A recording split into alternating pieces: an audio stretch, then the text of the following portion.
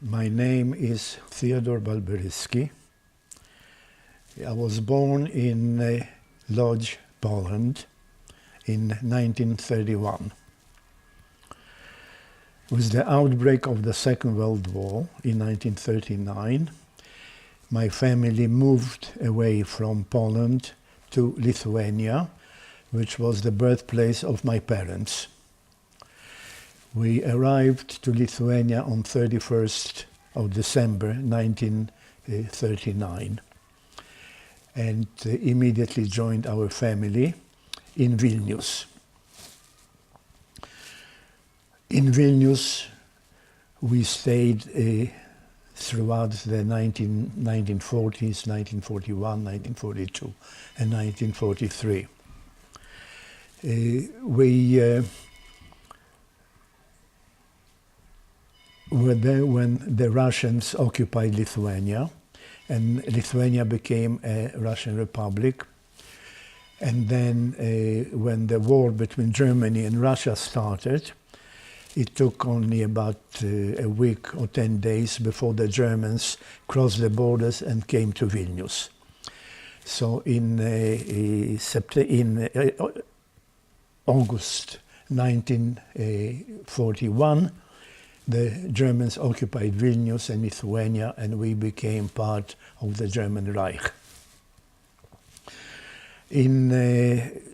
Towards the end of the year 1941, the Germans established a ghetto in Vilnius, and the whole Jewish population that was still alive at the time moved into the ghetto. The population of Vilnius when the Germans came in was about 80,000, and Vilnius, of course, was one of the major cultural centers of the Jewish people in Europe. From the 80,000 people who were there at the beginning, only about 25 to 30,000 were moving into the ghetto. The rest disappeared within the 3 to 4 months of the German occupation before the ghetto was established. They disappeared because that's exactly what happened. We didn't know what was happening when people were disappearing. They were in the streets and suddenly they were gone. They were in their homes and suddenly they were gone. What turned out to be the truth is that the Germans were simply collecting Jews wherever they could during the first few months and taking them away, and they said they were going to a camp, labor camp, but in fact they were going to Ponary, which was only about 20 miles from Vilnius, and this is where they were murdered and buried. About 25,000-30,000 Jews that were left in September 1941 were put into 2 ghettos. One was a large ghetto with 20,000 Jews, and the other one was a small ghetto with about 9,000 Jews. And the few thousand that were left, because there was no more room for them, were left outside, and the next day they were already non-existent. They were taken to Ponary, and that was the end of it. So now we were left with a situation where there were 29,000 Jews in Vilnius, in the 2 ghettos, and the Germans have decided to establish the 2 ghettos as working ghettos. In other words, the people who were in the ghettos were supposed to be working now for enterprises that provided services to the Germans and to the Lithuanians. Now, unfortunately, the Germans were not telling us the truth when they said that the 2 ghettos will be working ghettos providing services to the Lithuanian and German population that was in Vilnius and in Lithuania at the time. Because my family and myself, we were in the small ghetto. And as it turned out, within about 3 months, the Germans decided to liquidate the small ghetto. And the 9,000 people who were there were taken actually to Ponary and disappeared. Now, my family managed to escape from the small ghetto by bribing a Gestapo officer. We were hidden when they came to liquidate the small ghetto. We were hidden in a hideout, and my father managed to see from the distance that there was a Gestapo officer who was talking to the Jews downstairs. We were up on the top floor. So he went down, he talked to the Gestapo officer, and as it turned out, he convinced him that if he takes us over to the large ghetto, we will be able to give him a present that we'll enjoy. He wanted a watch. And my father said, yes, of course. And he took the Gestapo officer to the 4th floor where we were hidden. And instead of a watch, he showed him an alarm clock. So because he didn't have a watch. So the Gestapo officer was very angry, but then my father said, wait a minute, we have something very nice. And he found a pair of beautiful leather gloves that he bought from somebody before he went to the ghetto, and he had it. And they were beautiful gloves, so he gave it to the Gestapo officer. The Gestapo officer liked it, and he said, okay. And he took us, the 5 of us, there were 5 of us. There was my grandmother, my parents, and my sister. He took us through the Lithuanian lines, the Lithuanian soldiers all over the place. And with his revolver in his hand, he told the Lithuanians to leave us alone, and he took us over to the large ghetto. So that was the first instance of many in which our life was saved. We went to the large ghetto, we were in the large ghetto. The large ghetto lasted for about 2 years. We went there. It was very difficult to live without a permit, and we didn't have a permit because we were not legals in the large ghetto. We were smuggled into the large ghetto. But we managed to survive all that. And we were planning to stay in the ghetto until the ghetto, as long as the ghetto exists. And we were hoping that it will stop to exist when the Germans will lose the war and we will be free and be able to leave the ghetto. On September 23, 1943, we were in a hideout in the ghetto, by the way. In other words, it was a place where we could hide ourselves when the Germans were coming to catch people, and then we could go out and then go in again when we had to hide. Sometimes they were looking for men, so the women were hiding. Sometimes they were looking for women, so the men were hiding. But we had a hideout which was quite effective. On the 23rd of September 1943, we were woken up early in the morning by shouts from outside the ghetto. As it turned out, the Ukrainian army was surrounding the ghetto, and we were informed that the Judenrat of the ghetto is in a meeting with the Gestapo and with the Reichskommissar representative. We didn't know, of course, what they were talking about, but we were told that there will be a public announcement within a short period of time. My father and I immediately went to the Judenrat Square, and we went together with many other people who came there. We were waiting for the public announcement. We waited for about half an hour or so, and then the Gestapo men in charge of the ghetto got out on a balcony together with the Reichskommissar representative, and he read an announcement.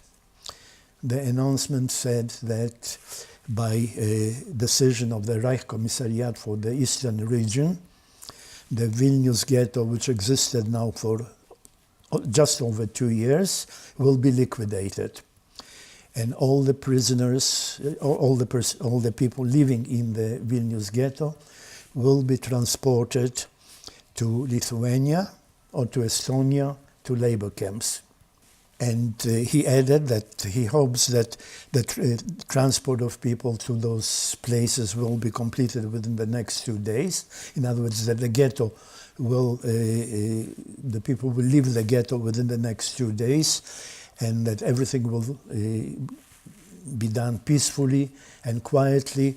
There's nothing to worry about, because we are sending the people in order to do work which we need to be done in those 2 places.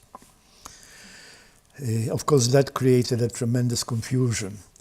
We obviously wanted to believe that what the Germans are saying is true, but from our experience with the German promises and the German sayings, we had a lot of reason to doubt it. And then the question was, what do we do? And we had 3 possibilities. We could stay in the hideout in which we were, and then when the Germans leave and the ghetto empties, we stay in the hideout, and what happens then? We were 5 people with an older woman with us, but that was a possibility. The second possibility was that we could leave the ghetto and go to some of our Christian friends outside the ghetto, with the hope that they'll be able to keep us hidden for a while. And that was a possibility, but not a very realistic one, because again, 5 people with an older woman who cannot expect somebody to hide us for any length of time. They could do it for a day or 2 or 3.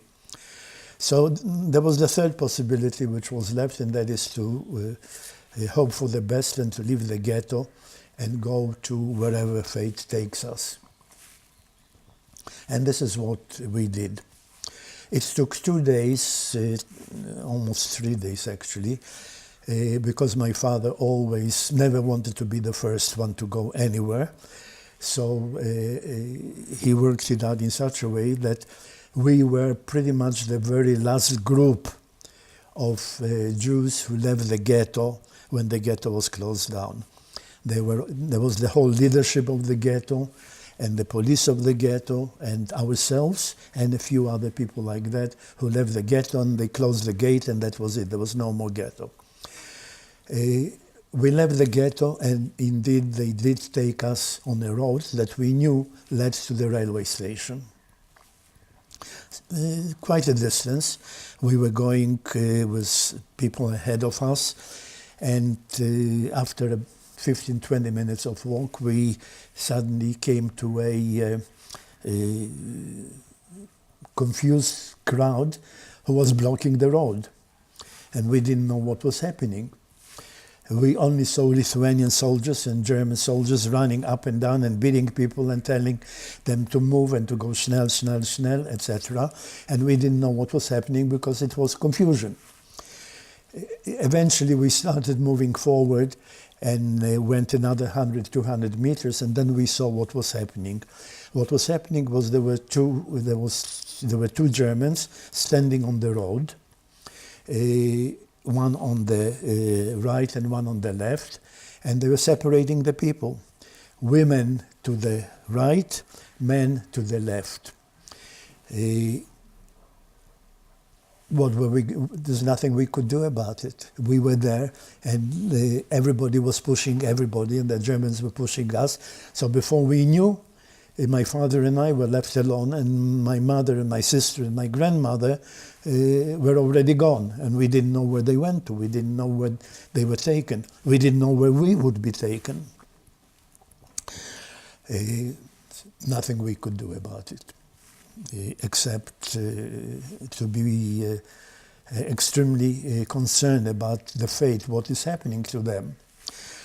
But we kept going. And then we saw that they're separating children from the grown-ups. I was at the time 12 years old, yes. So I was essentially a child.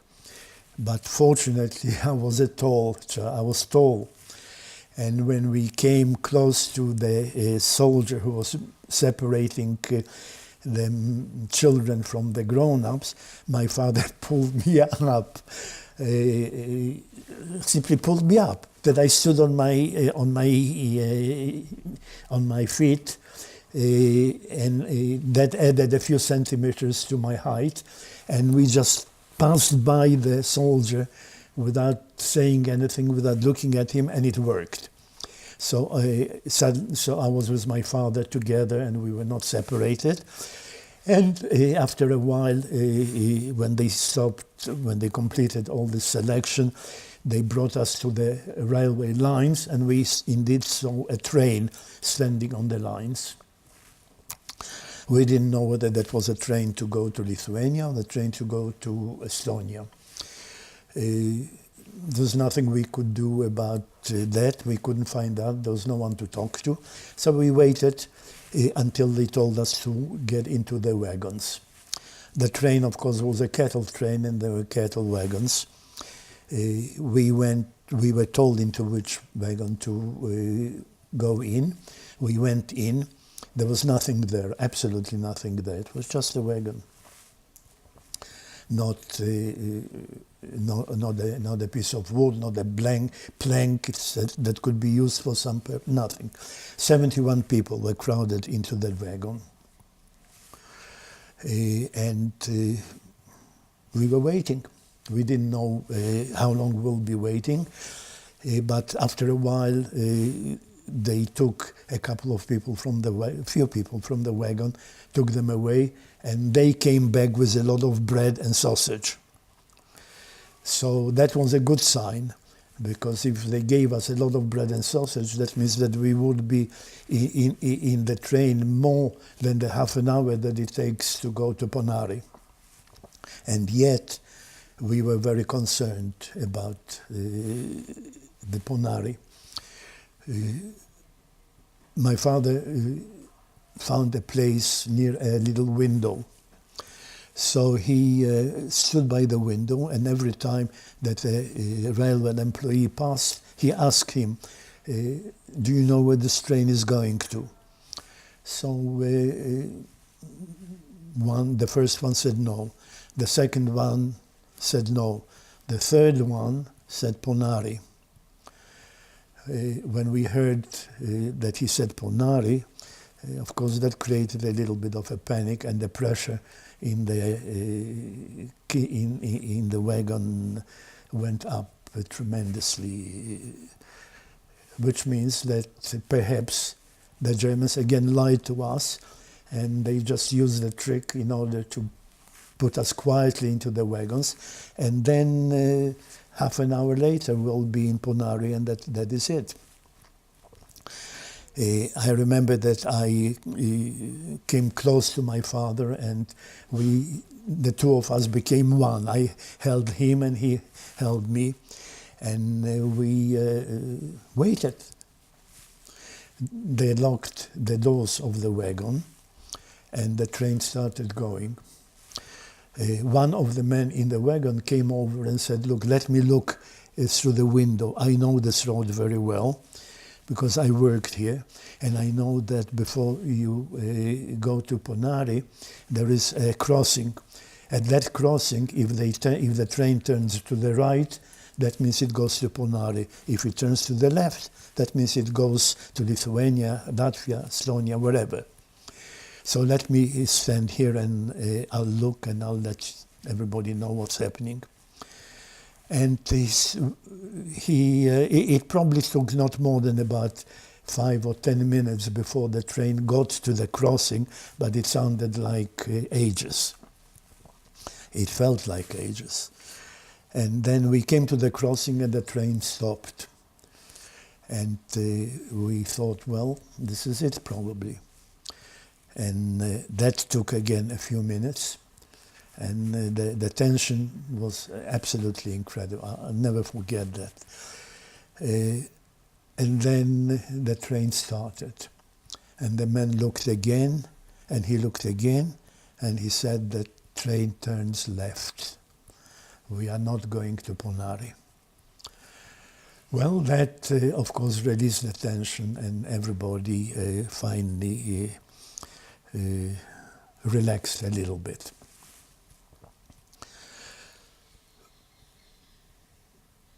The train kept going, and it kept going for 4 days. We stopped in Riga. It kept going for 4 days because it was always put aside from the main line to the sideline in order to let trains go through. But eventually it came back to the main line, and it got us to Riga. We stopped in Riga for a few hours, and then we kept going. We didn't know exactly where, but we assumed that it is true now that we are going to Estonia. And indeed, after 4 days in the train, we came to another station where we stopped, and it turned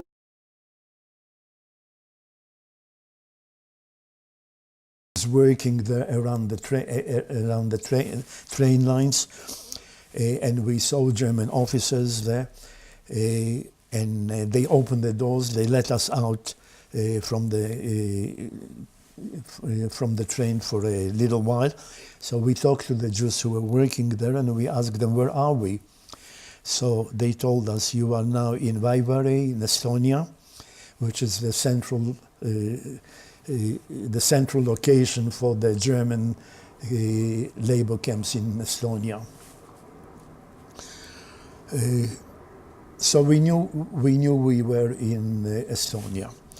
And then, for some reason, the Germans kept arguing for quite a while, and they were standing not very far from where we were, where my father and I were, and other people were. So we saw that they were arguing. We didn't know exactly what they were arguing about, but apparently they were arguing about how many of the train will stay in Vaivare, how many will continue going on. Because when they finished arguing, they switched off the number of carriages from the train, and our carriage stayed where it was, and after a while it started moving and kept going, and don't remember now how long it was going, but eventually it stopped, and we looked through the window, and all we saw was a huge empty space in front of us. And in the distance, in that space, we saw a little house, and we didn't know where we were. Again, we waited for a while until the doors opened and we were left out. And then we found out that we are in a place called Kloga. So after all, on the 29th of September 1943, we arrived to Kloga. What we couldn't understand is exactly why are we here, because there's nothing around. At least we didn't see anything around except for a little wooden hut, which was maybe 500 meters away from us. We didn't know what that hut was. But finally they told us to get out of the train and go towards the hut. We started marching towards the hut. We came closer and we saw that there was a German officer there. There were two German officers there, and there was a Jew with a white band. Apparently, we assumed he's a Jewish police from wherever. And we came there, and they told us to stop, to form ourselves in a column, and 5 wide and 20 long. And we did that. And then we received the welcome, and they told us, now you can see the table. There was a table in the hut, and on the table there were containers. Would you please put all your money and watches and jewelry and all the valuables into those containers? Anyone who will not put all that he has into the container and that will be found, he will be dead. He will be shot.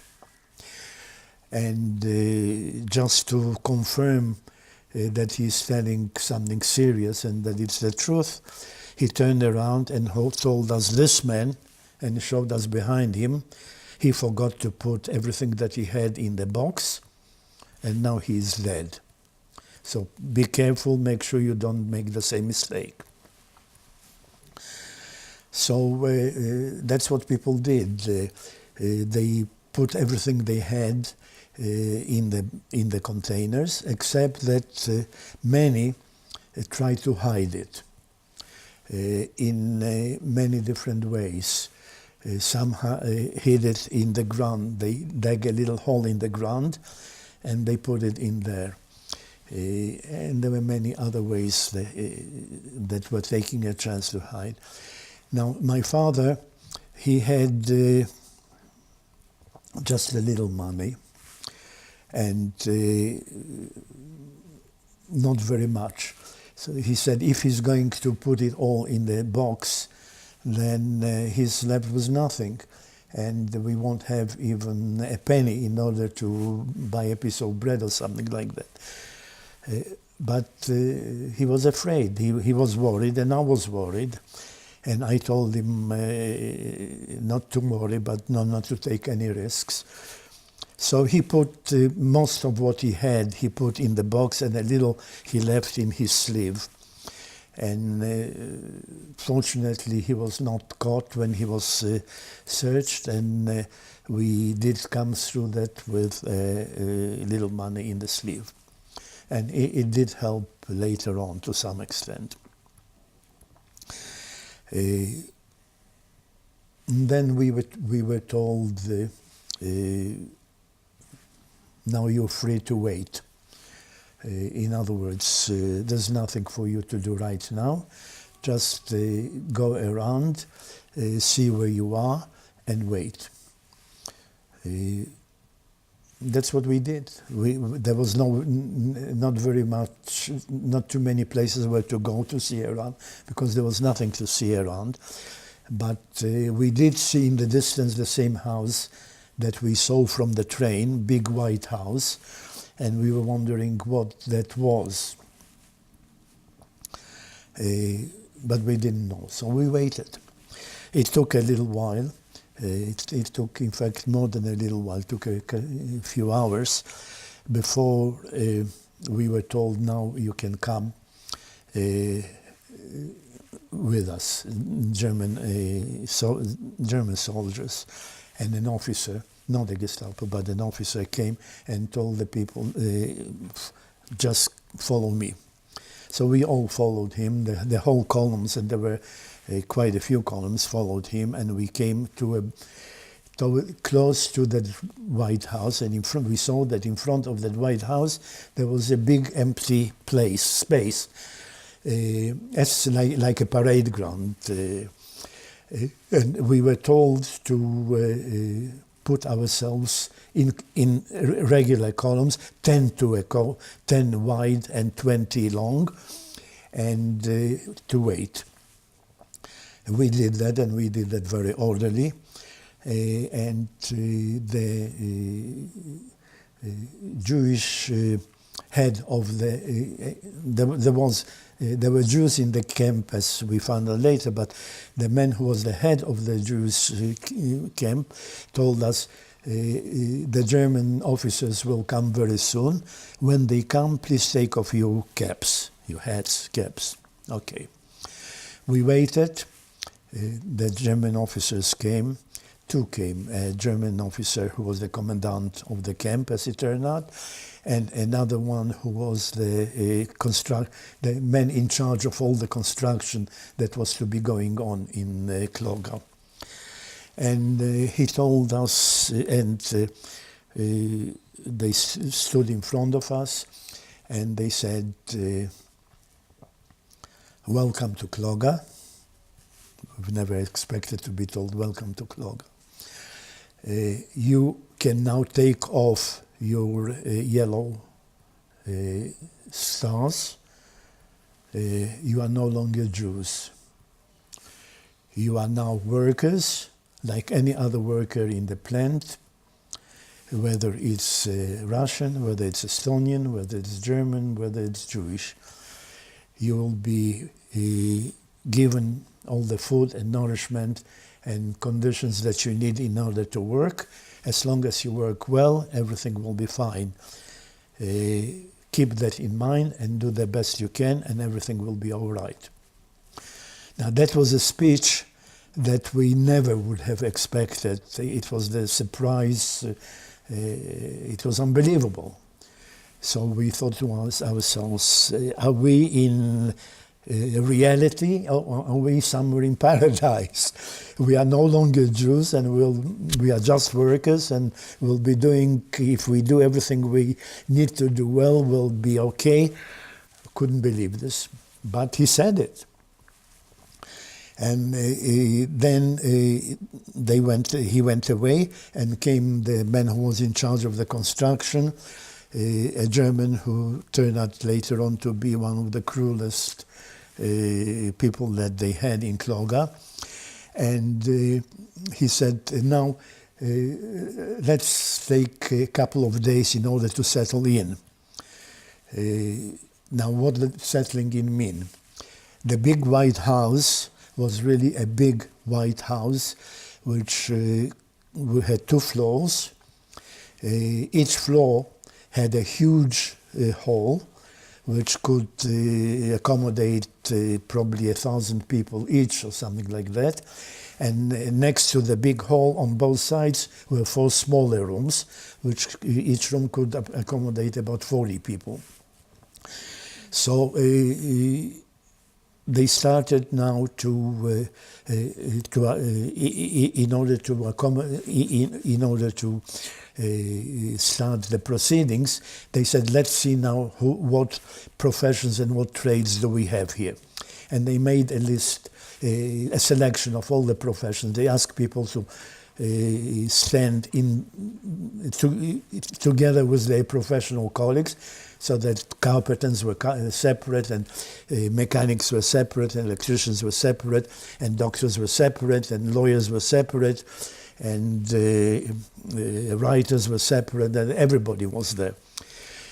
Now, they didn't pay much attention to the lawyers and doctors and writers, but they were very much interested in the tradesmen. And what they did is that they selected several groups that were given the small rooms, and then everybody else was put into the big halls. My father and I and a group of another 39 people were given a room for 40. So we went into that room. There was nothing there. There was a room. The room was there. The room was fairly clean. Plenty of light, there were windows, there were doors, but there was nothing there, not a chair, not a table, there's a floor. So from our experience in the past, as soon as we got into the room, each one of us just marked out on the floor a little space of maybe half a meter, which was going to be his living quarter. And as a matter of fact, for 3 days, this was our sleeping quarter too. We didn't have any beds. And very slowly, everybody became accommodated either in the hall or in the rooms. The day came to an end. At 6 o'clock, they called for a roll call, for the first roll call. We didn't know how they will do it. Normally, in German concentration camps, roll calls were very, very nasty things, and they were an activity that even called some people to die during the roll call. In here, they told us just to stand in the columns that we were standing, and the roll call consisted of just calling out the numbers that we had and answering yes when they called our number, and that was it. We were very surprised by that, but then again we were very surprised by the welcome speech. So we were confused. And remember your number? 27. and my father was 28. And after the roll call, they gave us soup. It was really water with something floating on top of it, and a piece of bread. Now, at this point, I may say that the food rations which they established for us throughout the duration were a liter of soup in the morning, a liter of soup in the afternoon, and 130 grams of bread in the evening. And this is what we've been getting for all the time that we were in Kloga. Now, as I said, the morning coffee was ersatz coffee, and the soup was water with something floating on it. And with the piece of bread, occasionally they would give us a few grams of margarine, and on a Sunday they would give us a few grams of jam, and that was it. We were very hungry, so we ate whatever they gave us, because we haven't been eating now for a few days since we left the ghetto, practically, except for the food that they gave us at the very beginning. And the first day went by. After the roll call, we went back to the rooms. We ate whatever we had, and we just went to sleep the best way we could. My father and some of the people sat down in the center of the room and started talking about what's happening. I just sat down on my half a meter space, and I probably fell asleep right away.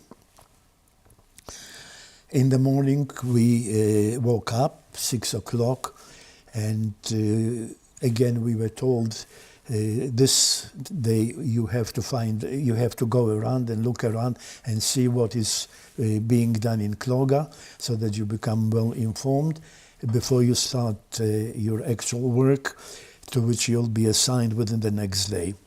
So we really did go around Kloga, and one of the things which we did, I did mention that while we were on the train going from the ghetto to Kloga, the train was stopped, and German soldiers came into the wagons and they robbed us.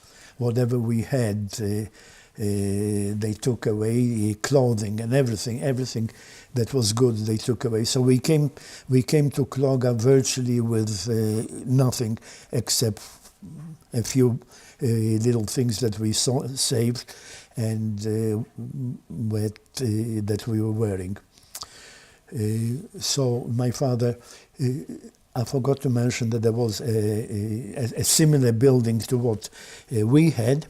There was another building like that about 500 meters away, which was the same building for women. So there was a men's camp in Kloga and there was a women's camp in Kloga. And the women in the other camp, in the women's camp, were also from Vilna.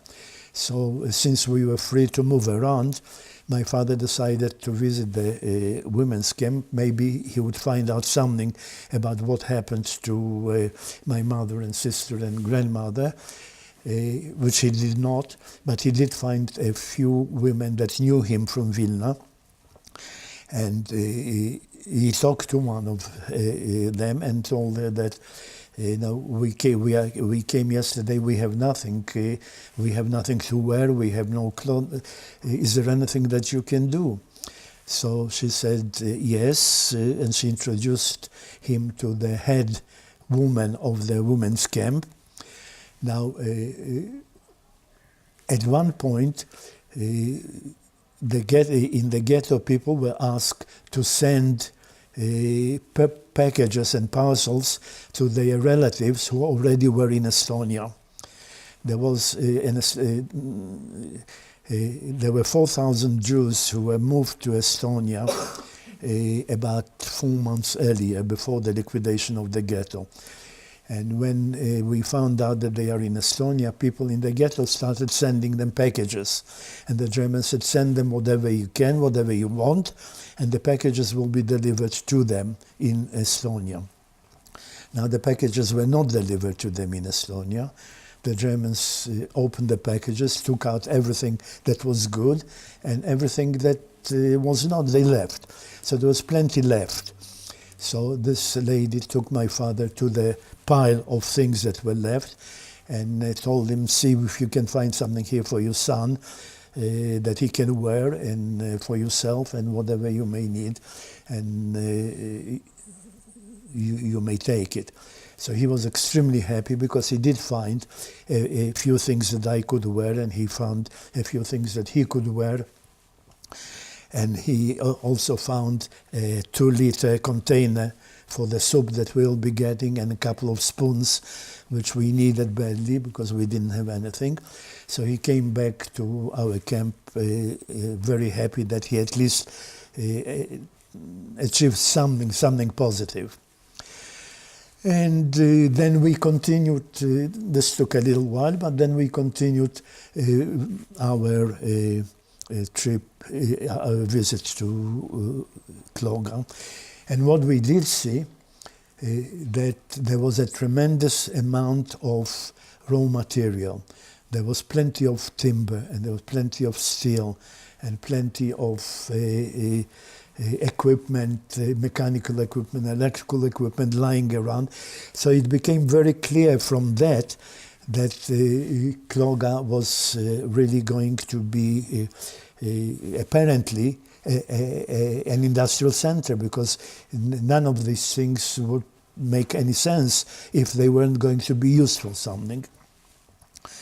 So, and as it turned out, Kloga really was intended to be a big industrial center, and 2 days later, when we started working, we were assigned to the various to the various working centers. The electricians to electric, mechanical to mechanical, etc. Now there was the tradesmen had no problem at all, because the workshops that were to be established were ordinary, well-developed and well-designed workshops that had to be put together, and they were supposed to do the work they're supposed to do, which they did.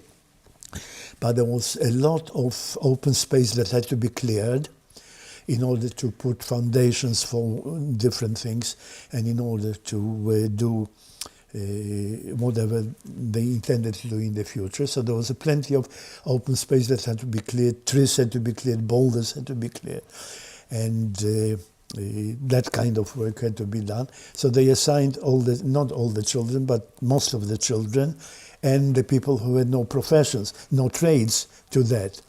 And that was my father, and that was myself. So we started working. And we worked. We went.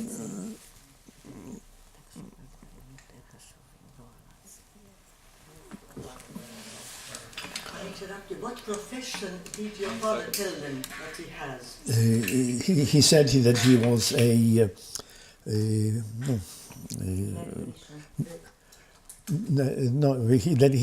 he wrote down electrician, but when they asked him, he said he was an expert on desertification. Why he said that is because he remembered that from the First World War that the Germans were extremely careful about desertification because of typhus. And they were paranoid about the possibility that there may be a typhus sickness, in which case they would burn everything. So he knew that, but it didn't help. He was just put to the group of people that were clearing the area, and I was put to the same, to another group of people, of children who were clearing the area, and we worked the first day on it. It was hard work. because there was a lot of work that needed to be done, and the Germans were very persuasive that we should do it very fast. And first day we all wanted to probably to work well in order to show that we can. The first day ended. We went back to the camp, the roll call. The roll call started as always.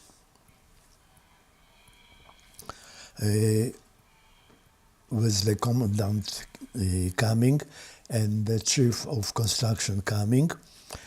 But before they called the numbers, the chief of construction came over to our column, the column in which we were, and there was, I was there, my father was there, and next to my father, right at the edge, was someone known as Dr. Epstein, who was a well-known doctor in Vilnius, and a number of other people.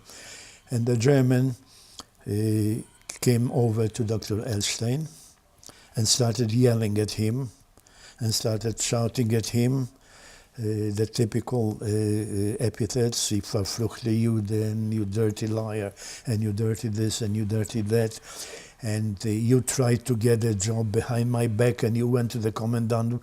I am the one who decides. I'm the one who is. And with every word that he said, his stick went into action, and he beat the poor man. He beat him to pulp.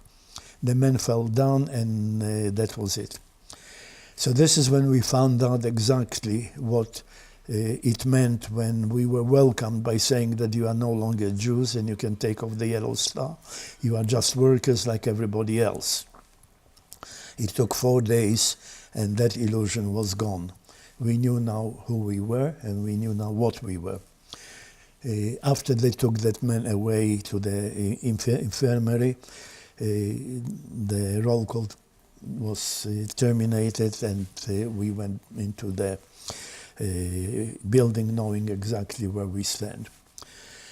Next day we went back to work, and the German in charge of that particular operation came over to my father and to somebody else, and he told them that he's got a job for them. All right, what is the job? He took them over to a place where there was a huge boulder on the ground, and he said, we need the space for to put a concrete platform. Therefore, we need to get rid of that boulder. My father and the other guy and the other man with him, who was a tailor actually, had no idea what one does in order to get rid of a boulder, but they had to get rid of a boulder. So they took their pickaxes, which were given to them, and they started hitting the boulder with a pickaxe. Well, you don't get much when you hit a boulder with a pickaxe, unless it's a little stone. This was a huge boulder. So they kept working and hitting the boulder with a pickaxe, and hitting the boulder with a pickaxe. After an hour, the German came back, and he saw that they did absolutely nothing. There was no progress. He started yelling at them, started screaming at them. And of course, yelling and screaming, that's just the beginning. And then he started hitting them with his stick. He had a steel stick. He started hitting them and hitting them and hitting them. And I was watching from the distance, but my father warned me once that in a case like this, I shouldn't start crying and I shouldn't start doing anything, because that can make the German even worse. And he can then turn on me, or he can do more damage to my father. So there was nothing I could do, just watch. And somebody from the Jewish workers who were nearby, a young man, saw what was happening, so he immediately started running over to them and started yelling at my father and the other Jew, are you crazy? You don't use pickaxe in order to move a boulder. That's not the way to do it. What you need to do is to dig a hole and bury the boulder in a hole. And in order to dig a hole, you need something to dig it with, and go and get it and do it. And they did it, and the Germans slowed down and let them live. And they brought the shovels and they started digging the hole. They dig the hole, they buried the boulder, and that part was completed. And this is how the days went by. My father continued working in the field. I continued working in the field. And we continued clearing the land, and God knows how many boulders were cleared and how many trees were cut. There were two problems: that the work that the German demanded was extremely inhuman. They said they didn't set quotas for this particular work, but they insisted that they do so much that they worked and worked and worked and worked, and there never seemed to be an end with it. And they were by the end of the day, they were so completely exhausted that when they came back to the camp, they just could hardly lie down, and that's it. And the other problem was that the food rations which they were given were starvation rations. No one could live on that for a week, for 2 weeks, or for a little while. But if you go month after month after month on that kind of a ration, you are starving. And it was felt. I was hungry most of the time. My father was very hungry most of the time. My father was trying to give me some of his rations so that I can eat a little more, but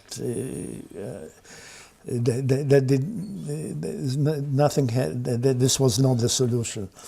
What we needed is to find a way of getting some more bread or something, some more food for some way. Now, in order to get more food, you could, if you had money. With money, you could get anything in the camp. And there were people who had money. I don't know how and where from, but they did have money and they could buy everything, and there was plenty to buy because they were trading. They were trading with the guards, they were trading with the soldiers, and there was everything that could be purchased if one had money, and there were some people who did. Most of the people did not, and we did not. So it was, we were now getting close to 3 months in Kloga and doing the work that we were doing, and my father was exhausted and hungry, and I was hungry, and we didn't know what to do in order to get food. So there were two ways to get food. Buying, we couldn't because we didn't have money. The other one was just going out to the villagers and asking them for food.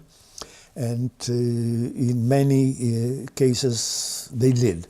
My father did that, and they did give us food. And I went once or twice, and I did get some food. But it was very, very risky, because it meant to go out from the camp and to make sure that you're not caught by the guards, and then get back into the camp, and you didn't know whether you will get something or not. But there was nothing else we could do. So when you got out of the camp and went to the village, and you just knocked on yes, the door? knocked on the doors and hoped that there will be people who will be at least understanding and they'll see some. Well, when they saw me, they saw a young boy, and I imagined that it meant something to them. They saw that I was hungry, and I said that I'm hungry, and they gave me some potatoes and gave me some bread, and that was fantastic. Bread and potatoes made us as happy as one could be. But it was very little. It helped for a day. It gave us a little more food on a particular day, but then the next day and the day after and the day after we did not. So there had to be found some way. We were getting close to Christmas, and we came back from work. I came back first, and I was in the camp, and I was waiting for my father. And my father didn't come. So I didn't know what was happening. I couldn't understand that. I thought maybe he stopped on the way in order to talk to someone, or maybe he stopped on the way in order to do so. He just didn't come to camp, and I was very worried. And an hour passed, and another hour passed, and he still didn't come, still wasn't in the camp. So I was frantic. And then finally he came. And he came, and I could see from his face that he was very, very happy. And in his hands I could see that he had some little packages. And he told me the story. He said that he didn't want to tell me before because he probably thought that I won't let him go. So he did go without telling me. He left the camp, and he went to, he wanted to visit one of the men he worked with, who was a Russian. There were a number of Russian soldiers who turned when the Germans came, and the Germans employed them. Some of them were in Kloga as workers. They were the war prisoners, actually. The war prisoners. Yes. And so he had, there was someone he was working with, and he thought that if he will visit him, he knew where his room is, that maybe he'll be able to get from him some bread. So he did go, and that meant going out from the camp, passing through the whole area of the German offices and German kitchen until he got to the women's, to the area where the Russians were. And he knew more or less where the room was, so he went into the building and went into the room where he saw that the Russian was living. And he opened the door and he closed the door, and he got a shock, because in the room to which he went in was a Estonian officer who was in charge of the Estonian prison. There were apparently Estonian prisoners in Kloga, and there was an Estonian officer. He simply had a shock, and he didn't know what to do. Instead of doing anything, I just went over to him and I said, this is Christmas Eve, and I am here with my son, and we are both very hungry, and we have nothing to eat, and I'm sure that you probably have a son too, and you wouldn't want him to go hungry. And the Estonian officer looked at him, and at first he didn't know really what to say. But then he said something like, yes, I do have a son. He is at the Leningrad front. I was at the Leningrad front, and then I was sent to Kloga. But what can I give you? I didn't receive my parcel from home yet. So there is not much I can give you. But he said, but wait. And he went out, and he came back, and he brought a whole loaf of bread. Now, a whole loaf of bread was a treasure. And he gave it to my father, and he gave him also a few sweets for his son. And my father was so happy he couldn't imagine it. So he thanked him very much, and he went back. But no one has to know my father to understand what he did next. He said, well, I'm here already, so I might as well find the Russian and see whether I can get something from him too. And he did find the Russian, and the Russian did give him some bread. And so my father already had a lot of bread by our standards. And then he said, all right, now I'll go back to the camp. So he went back to the camp, but going back to the camp, he had to pass the kitchen, the German kitchen. And the German kitchen was full of people because they were getting ready for Christmas night. So he said, well, why not? He walked into the kitchen, and there were Jewish women there because they were cooking. And there was one woman who came over to him, and she said, well, what are you doing here? You better leave, the German will come just in a minute. Go away, go away. So he said, no, I want to talk to the German. And in a few minutes, the German came, and he told him the same story. Christmas and my son, and we are hungry and we have nothing to eat. This is Christmas Day, maybe you can help us to celebrate Christmas. So the officer,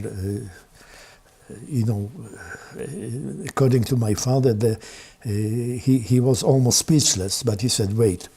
And he went out, and he came back, and he brought some bread and some sweets and something else, I think a few potatoes, if I remember correctly, and gave it to him. And he said, now go back to the camp, but be careful not to be caught. So my father now was already as happy as one can be. He went back to the camp, and he told me the story, and we had a tremendous Christmas, and several days after. We had plenty of food to eat. And we had another Christmas present. The next day, one of the German guards shot his dog, or killed his dog. So German guards in one of the workshops. So in order to show his generosity and his gratitude to the good work that the people did in the workshop, he gave them the dead dog. They took the dog, and they immediately cut it up into a number of small pieces, and each one of the workers, they got 1 or 2 pieces of dog food, and then some of them decided that they want to sell it. My father heard about it, so he went quickly and he bought 2 small pieces of dog food, and he brought it to the camp, and he took the few potatoes that we had, and he cooked a dog stew. And it was probably one of the best dishes that I've ever had in my life. It was unbelievable. And we ate it, and we had a few days where we really were not hungry, and that was a tremendous improvement. But then my father said to me, but that's not the way, Christmas comes only once. I can't go there every 2 days, every 3 days, every 4 days, asking for food like that. We have to do something. So what did he decide to do? He said, the only way to do it is to trade. I have to find something that I can sell and that I can make some profit, and I'll have a little money. A friend of his who had a candy factory in Vilnius told him that he can make candy. So he said, I'll make the candy, you sell it. He said, okay. So he made candy, and my father started selling the candy in the camp to the women and to the men. And then I said, well, I can make something too. So I went to the workshops, and I got some pieces of material there, and I built 3 or 4 little chain balances to weigh food. And I also made some pins for women, hairpins for women, from the material that I found in the workshop.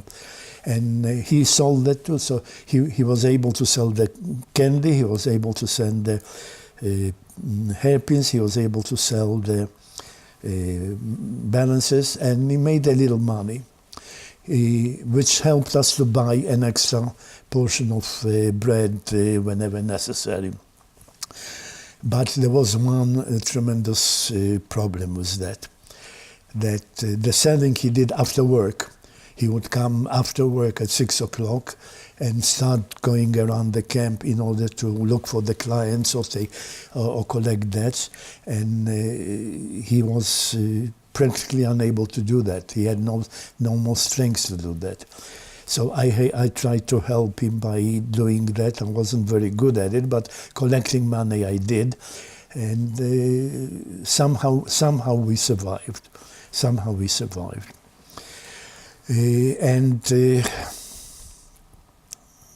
Then one day it was announced that the new factory is being built in Kloga.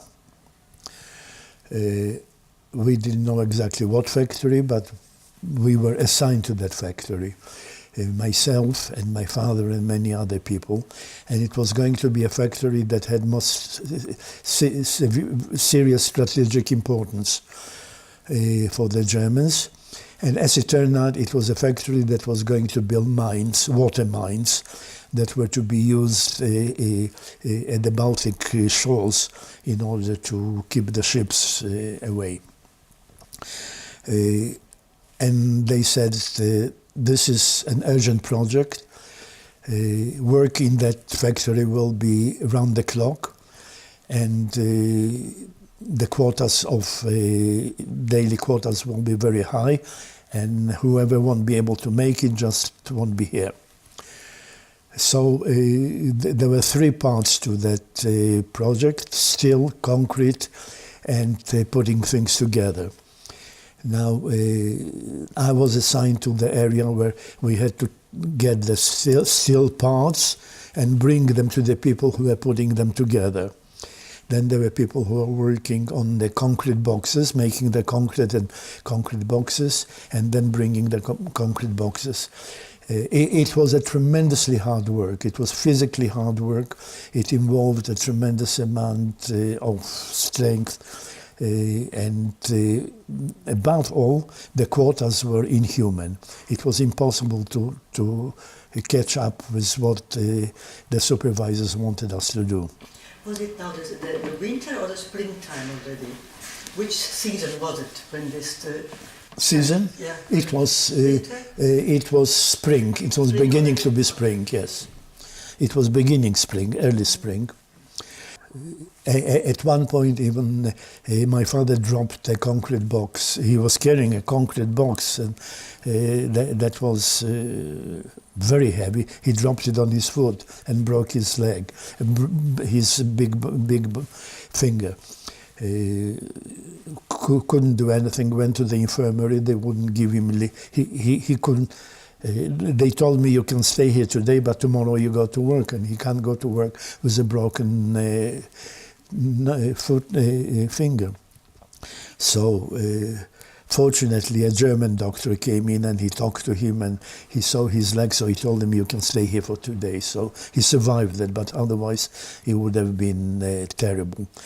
Now that factory, working hours were 7 o'clock in the morning, 2 o'clock in the morning till noon, and noon till 10 o'clock in the evening. It was almost round the clock, 2 shifts work. And the supervisor of that factory, a German, was as cruel as most of the others, as some of the others, not most of the others, and it was terrible. He was beating people, and people were dying there, and he was just throwing them out. But that was the priority work of the Kloga at that point. At one point, I thought that my father won't make it, because he was already so weak, and he was so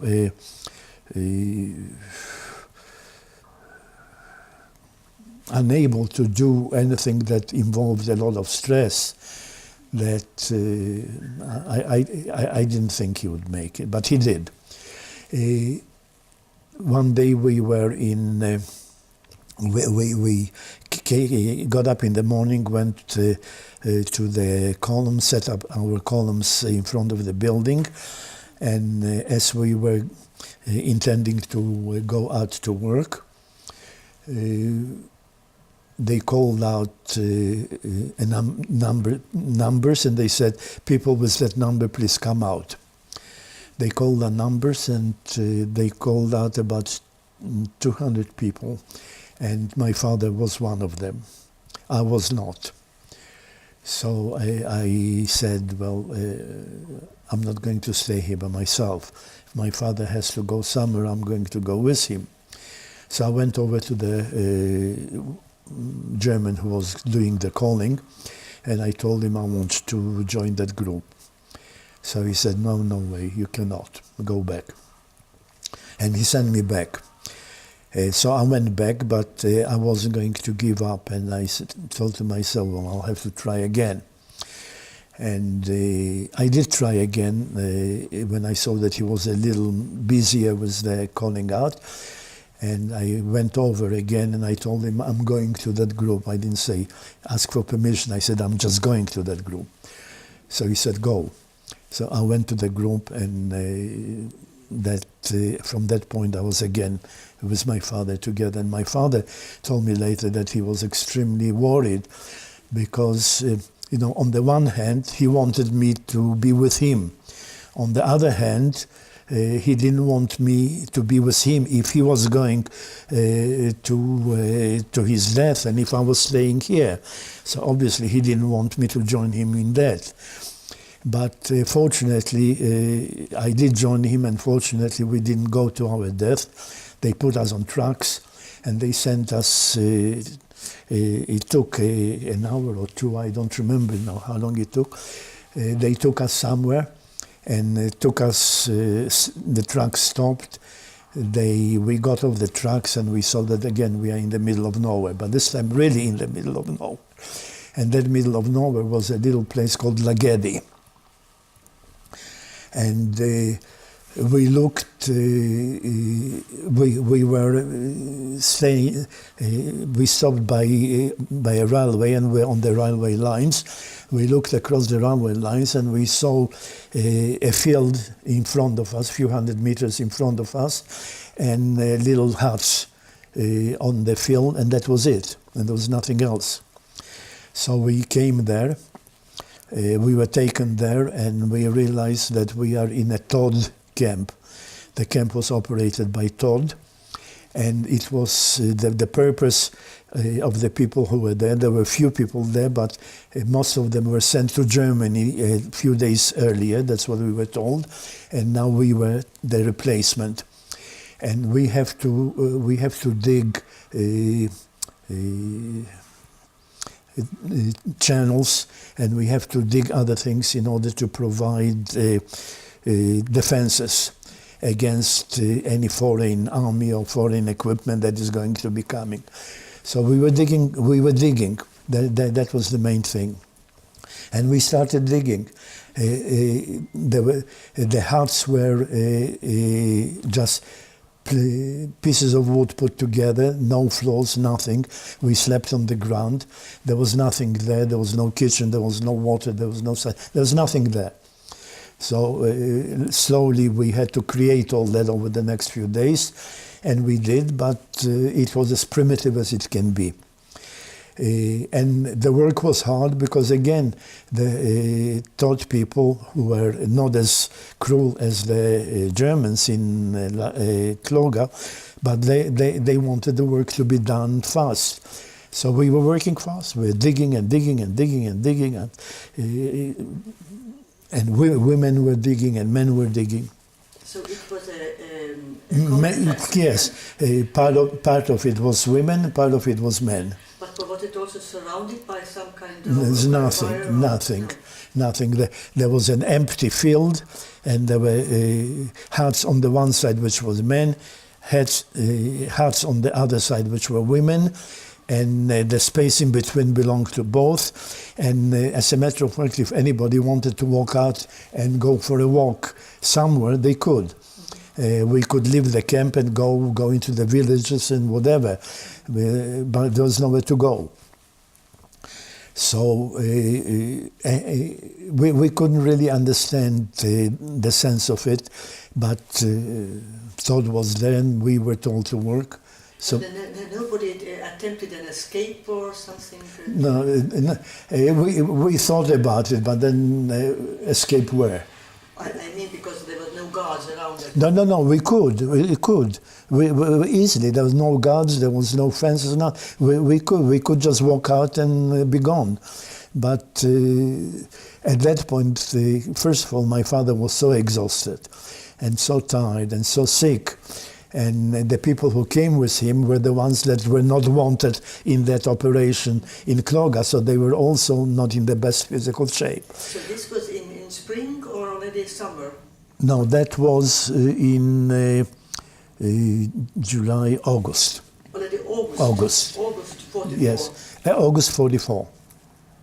One of the things that happened is that when we left Kloga, they wouldn't let us take anything with us, nothing. Everything we had was left in Kloga. And since it was already warm, we didn't have much clothes on us. We just had a little shirt and something, and that was it. So when we came to Lagedi, we had nothing. But the people who left to go to Germany a few days earlier, as we were told, left things behind. So we got some of the things. So we started digging, and then at one point my father stopped digging for a while just to rest. And a woman who was working not far from him told him, why did you stop working? She said it in Yiddish. And the German who stood by, he understood that. So he came running and he said, who isn't working? Who isn't working? So she said, he is not working. So he started beating my father. And again, I was there and I was nothing I could do. Then we came back to the tent and my father said, well, we have to change that. I can't do that anymore. I'll talk to somebody who comes, some officer who comes tomorrow and talk to him about it. So he did. Next morning we went to work and a third officer came. My father went over to him. He talked to him for a while. The officer was very pleasant this time. And he asked my father for his background. He told him. And he said that he would very much like if he could find some other work for him and for his son. So he said, well, let me see what I can do. The following day we came to work. We were taken out from the normal digging group, and a German officer took us both and said, come with me. So we went about less than a kilometer into a place where there was a big house, very nice house, and he took us inside the house, back of the house, and then a door opened and an officer, Estonian officer came out, and he took us from the German soldier, and he told us, you can now work with us here. There's plenty of wood in here which we need to be chopped and prepared for the winter and put away in the shed over there. So we said, great. And we started working there, and that was paradise. So just you two, your father? Yes, both of us. And you lived also in that house? You lived in the house, or you had to go back? No, we had to go to the... we came in the morning. We were brought by a German soldier in the morning, and in the evening he took us back. And we started working there. When we came there, he was barely alive, and I was tremendously concerned what will happen. That saved us. Why did it save us? Because we started working in the morning, chopping wood, and chopping wood is. He wasn't particularly in a hurry for the wood to be chopped quickly, so we did it at our space. And around mid-morning, the officer's mother came with a big tray, and on the tray food that we haven't seen for years, and we ate it, and it was like paradise. And this is what was happening every day. She gave us plenty of food, and we worked till the evening. Evening, the soldier came, took us back to the camp, and we were happy as one could be under the circumstances. We were there for about 4 weeks, actually until September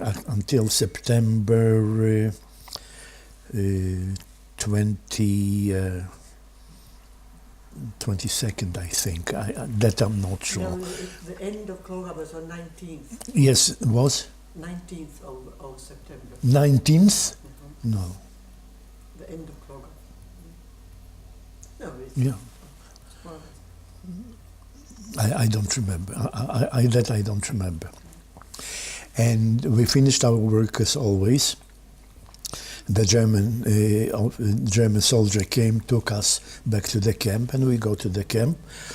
And the officer, the Estonian officer, before we left, asked us, "Are you coming back tomorrow?" So I said, "Yes. As long as you want us to work, we'll be back tomorrow, and we'll be very happy to do that." And the German officer is taking us back to the camp. Now, as we came close to the camp, we were still on the road. Entrance to the camp was to the left, and we were still on the road. And we saw that there were people on the road, and there were people in the camp, but they wouldn't let us into the camp. They told us to wait on the road. All right, so we waited. We didn't know what we are waiting for, but we waited. And we waited for probably over an hour and a half maybe. And then a truck came, and they took people from the camp who were in the camp, put them on the truck, and the truck went. Then we didn't know where. The rumor was that there is a ship waiting for us to take us to Germany. So we thought maybe the truck is taking the people to the ship, and then we'll all go to Germany. It took about 25 minutes, something like that. A truck came back and took another load of people and went away. And then another truck came, took the people and went away. And this continued all the time. The truck was coming, taking people and coming back. There were 2 trucks actually, one going there, one coming back. And suddenly the normal people in the camp. So there are now only people on the road. So the truck came and started taking people from the road. And I was with my father. We were close to being the first on the truck. And as always, my father said no. He took me by my hand and took me back to be further away. And another truck came, took people away. My father takes me further back away. And this is continued for as long as possible until it was already evening, and the truck came, and we were the only ones left. There were some women left, and and we were as the men left. So one truck took the women and went, and then another truck, they loaded us into the other truck, and we went, and that was the end of the camp in Lagedi. But what was happening to the people, we didn't know. So we are now in the trucks close by Brezent from all sides, and soldiers in the truck. And we got... There were soldiers and just you two, or some other prisoners, or some other workers? You were just you, and your father. No. Someone. No. There were workers, as many as they could fit into the trucks, and then they had to fit in soldiers, but there was no room for the soldiers. So what the soldiers did, they just stood on top of the heads of the men in the truck and squeezed them down. It was terrible, but we didn't know what was happening. We didn't know where we were going. So we are in the truck, sitting in the dark, and we go for not more than about 15 minutes or less, and the truck stops. The truck stops, and we hear that the Germans who were driving our truck came out and talked to the Germans. There was a truck in front of us. What happened is that the women's truck broke down, and the driver of the women's truck wanted our driver to help him to fix his truck. Okay? And we heard the conversation in German, so we knew exactly what was going on. So we said, okay, we have two Germans who are helping each other, and there'll be two trucks going to Germany or wherever. So we waited, and then the trucks started moving. Okay, they started moving, and they went for another maybe 15, 20 minutes, 25 minutes, something like that. Not a very long time. And they stopped again. The two trucks now stopped again, and we heard a conversation in German. They stopped again, and there were some Germans who were waiting for the trucks, for the two trucks on the ground, and the Germans from our truck got off and started talking to the Germans who were there. And we heard a conversation which said something to the effect, aber Sie sind zu spät gekommen. You came too late. We are finished for today. So we had no idea what they were talking about. And they talked for another few minutes, and the two trucks moved, and we took us for another hour or so until we ended up in the Tallinn prison. We got to the Tallinn prison, and the women, they put the women in one room, the men in another room, and they said, you'll spend the night here, and in the morning we continue going. But we still had no idea what they were talking, what was happening.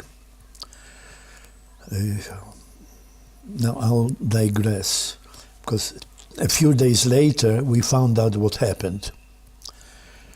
The trucks that were coming from the Lagedi camp were stopping at that place where we stopped, where they said that we are too late.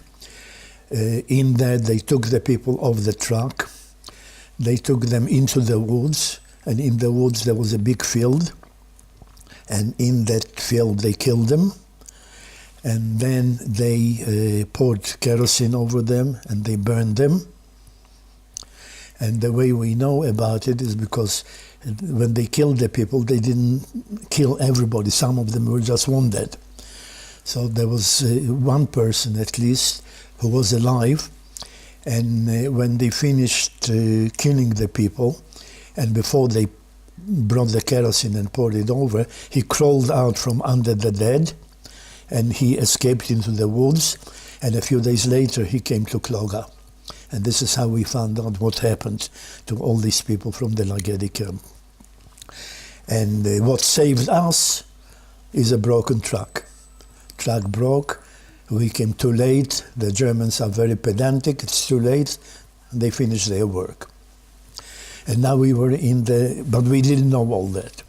We were in the Tallinn prison, we slept, next morning they put us back in the trucks, and the trucks go, and before we know, we are back we see from through the truck that we are back in Kloga, in front of the gate to Kloga.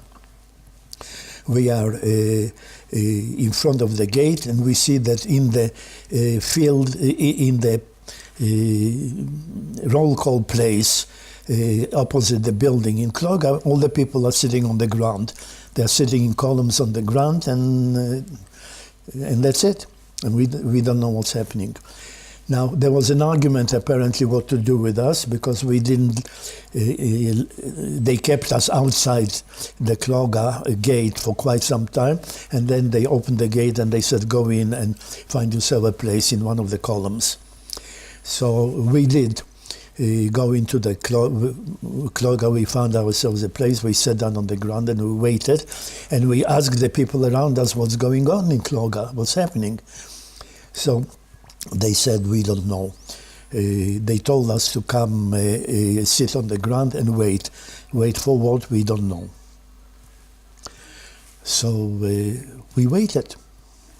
And around midday, about 12 o'clock or so, they came and they took six or eight strong young men, and they told they've got some work for them to do.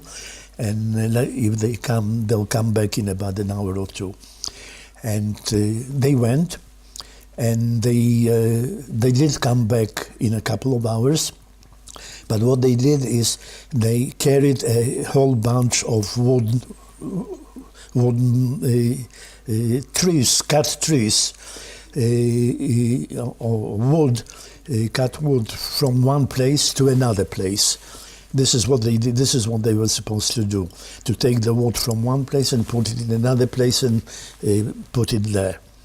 And when they finished their work, they finished. They came back to Kloga, to the camp. Okay. And then we wait. And we wait and we wait. At around 4 o'clock in the afternoon, which means we wait. In the meantime, they gave us plenty of food to eat, an excellent soup that we've never seen there, and some bread, and there's nothing to complain about, except that we had no idea what we are there for. At around 4 o'clock in the afternoon, the group of Germans came, some Gestapo, and they started taking groups of 30 people. They took a group of 30 people, they took them out from the camp, they went with them, and in a matter of 15-20 minutes, we heard shots. But once we heard the shots, we already knew what's happening. And we knew what's awaiting us. So there's nothing we could do. Barbed wire around, guards around. It's not like anywhere you can just walk out. You can't do anything here to escape. Another group's taken away, more shots, another group's taken away, more shots, and every time it gets closer to me and to my father takes me and takes me back, and more people taken away, and my father takes me back, my people taken away, my father takes me back, and my father thinks, he's talking to me all the time, what can we do, where can we hide? And there's only one place where we can hide, and that's inside the building. We are about 50 meters from the entrance to the building. So all we need to do is to run the 50 meters and get into the building. But there are Germans all around, and there are guards all around, and we tried to do it, and they saw us. And they saw us and they started shooting, and we had to go back. What can we do? What can we do? And we wait. It's getting darker, much darker, and we see that the Germans are becoming a little more frantic. They're becoming a lot more nervous for some reason. They're yelling, they're talking to each other, they're arguing with each other, and we didn't know what was going on, but we knew that something is going on because they are getting angry. So we thought to myself, if they are getting angry, that's going to be bad for us. But finally,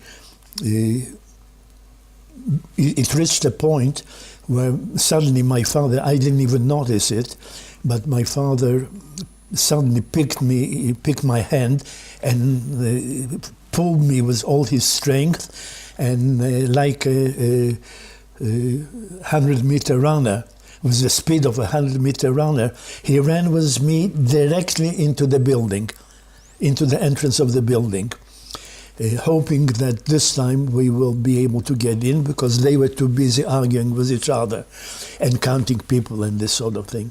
And we did. We went into the building, and we could go straight into the first floor under the beds and hide there, but my father wouldn't do that. He took me all the way up to the top of the building and to the end of the big hall in some corner as far away from the entrance as possible. And we sat down there in the corner and we waited. And while we were there, we heard the Germans screaming and yelling and schnell, schnell, schnell, schnell, and faster, faster, faster, faster. And then later on we heard the Germans coming into the building, which meant that we are in trouble, because if they come into the building, it won't be difficult to find us. And we heard shots inside the building.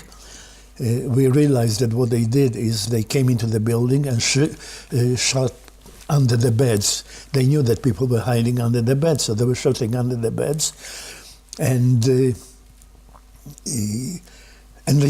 stopped, and suddenly it stopped. So my father said, well, here is again the German punctuality. They work till a certain point, the time comes to end, they end, and they'll be back tomorrow morning to continue. That's what he thought.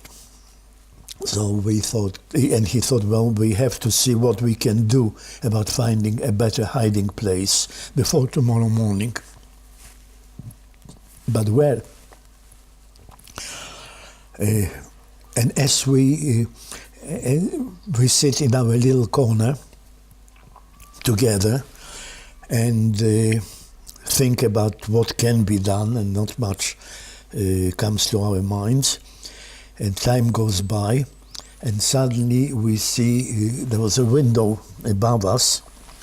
We see that the window lights up as if there was a big light behind the window, and suddenly there is fire, and there are like pieces of wood in the air, little burning pieces of wood in the air.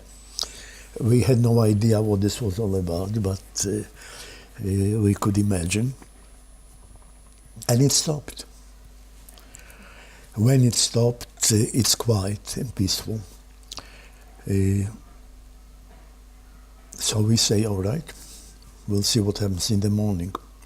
Now, while we are sitting in that corner, my father started looking at the wall which was next to us, and it was wooden, a wooden wall. So he started trying to remove a piece of the wooden wall in order to see what's behind it. A wooden partition, what's behind it.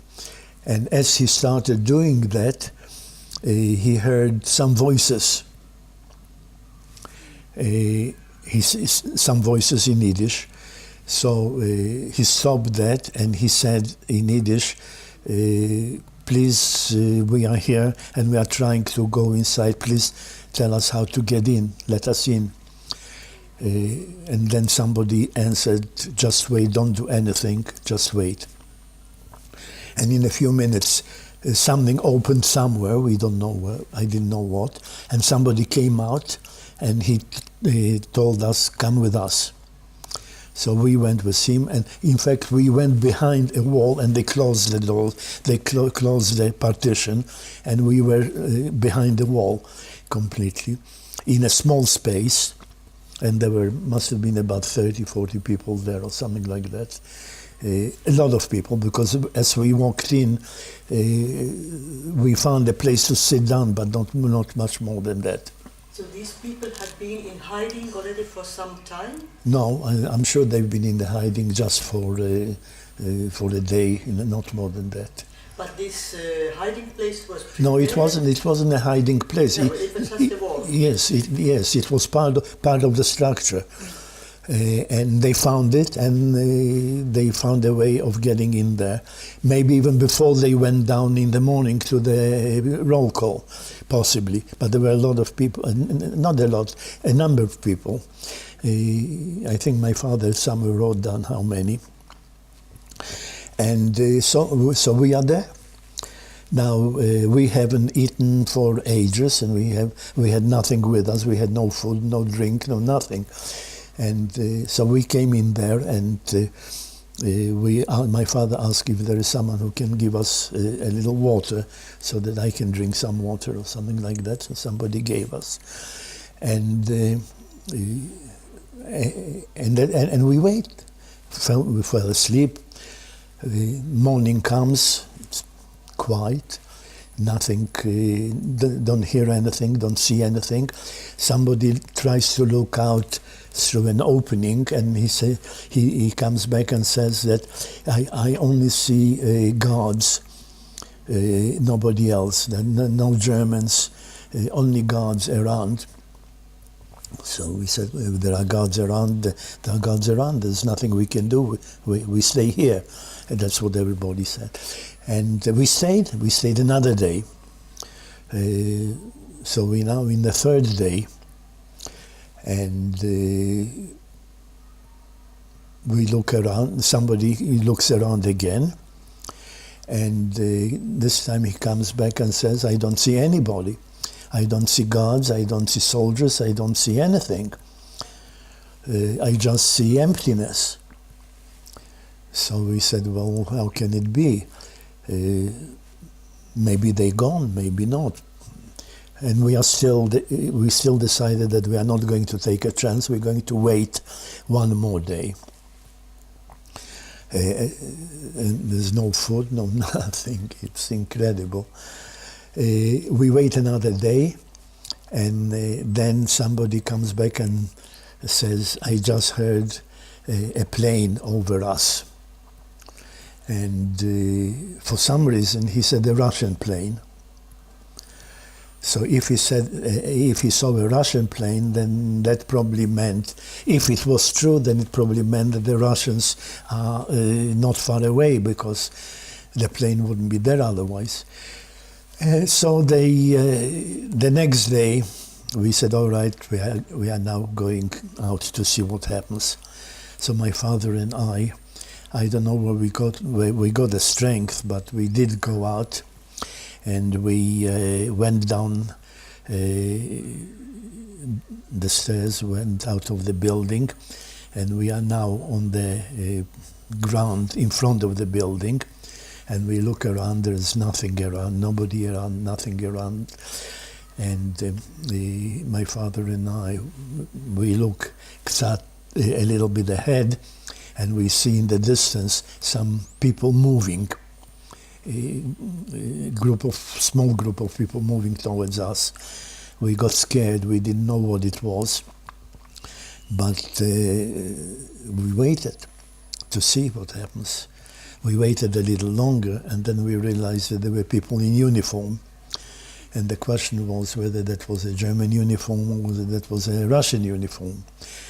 And we soon saw, we stood and waited, and we saw that it was a Russian uniform.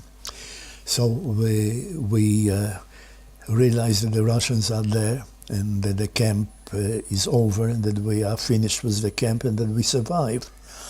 So that obviously, I started crying.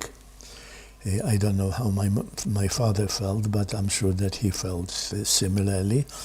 And then the Russians came, and there were 3 Russian officers who saw us standing on the field and crying. And they looked at us and they said, don't worry, we'll catch those bastards. We'll catch them. So we still couldn't believe that it's happening, but it was happening. And finally my father said, well, let's see what happened to the people who were here. There were thousands of people here. Let's see what happened to them. So we went, and the Russians joined us, and a couple of other people from the camp later joined us. And we went the way that we saw they were going when they were being taken, the 2-3 days before. And we went down the road. Now, going down the road near the lines, rail lines, there was a house that was housing the guards. It was a wooden house where the guards who were around the camp, that this was their home. So we came, we saw the house in the distance. We came to it. That house was now burnt. We came over to it, looked through the burnt wall, and what we saw was the house full of dead bodies, half burnt. What happened is apparently is that some of the people that were taken off from the Kloga roll call were taken into the house. They were shot, and then more people were put and shot. More people were put and shot, and then everything was over everything. They poured kerosene and they burnt it. And the wooden house was burning quite well, so it was pretty well burned. And most of the bodies were half burnt, or 3/4 burnt. Then we continued our walk to find what happened to the rest of the people. And we walked another 100-200 meters. I may be wrong, the meters here. And we came to a place on which we saw 3 platforms, wooden platforms, which were about 6 meters by 6 meters, so 6 meters by 7 meters. The platform was made out of wood. What they did is, on top of that wood, they put people, and they shot them while they were lying on the woods. Some of them were killed, some of them were not. When they filled that platform with the dead people, or the shot people, they put on top of the people another platform, and on that they put another group of people. They shot them, and they put another platform of wood, and they put, I think that's only that. Then they went on to the second platform, and they did the same thing.